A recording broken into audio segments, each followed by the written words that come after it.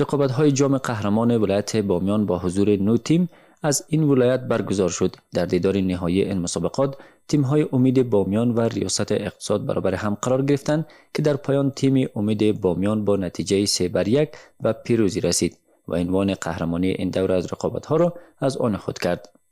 مسئولان برگزاری این رقابت‌ها میگویند هدف از برگزاری این مسابقات رشد ورزش والیبال و تشویق جوانان به ورزش است و خواستار همکاری بیشتر اداره تربیت بدنی و ورزش بامیان برای توسعه این رشته هستند.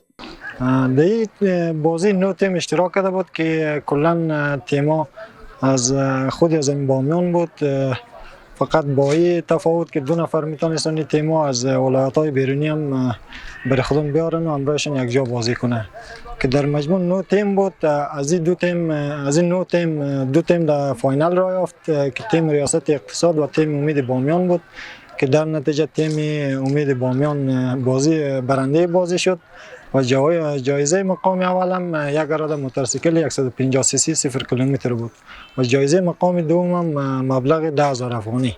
و در سطح ولایت بامیان ما به داور اینجا که بودم یک مشکلی را که دیدم تیم‌های محلی تمرین ندارن، تمرین معیاری ندارن در طول سال، فقط یک چند روز محدود حضور پیدا میکنن و مسابقه را شروع میکنن. همونطور که شاهد بودین بسیار مشکل در ترکیب و بعضی نکات دیگه داشتن که انشالله امیدوار هستیم که مسئولین تیم‌ها این را در نظر بگیرن و روی تیم خود در طول سال انشالله کار کنن که ما و شما شاهد ازی باشیم که روز در روز والیبال ولایت بامیان رشد بکنه و چهره‌های نخبه‌ای که همینطور در ولایت بامیان میان از ولایت بامیان در دیگه ولایت‌ها چهره‌های نخبه را ما داشته باشیم که برن اشتراک کنن و بازی کنن. بازیکنان تیم قهرمان از کسب این عنوان ابراز خرسندی کرده و از حضور پرشور هواداران قدردانی میکنند. احساسی ما در این والیبال تورنمنت قهرمانی بامیان بسیار خوشحال هستم که مقام اول از آن خود کردن و از علاقمندا و طرفدارای ما یک جهان سپاس که ما را حمایت و تشویق کردن.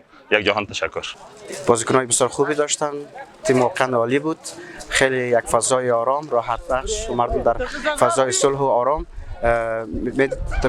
میتونستند امی بازی را تماشا بکنند. در پایان این رقابت‌ها یک اراده موتورسایکل به تیم قهرمان و مبلغ 10,000 افغانی به تیم نایب قهرمان اهدا شد.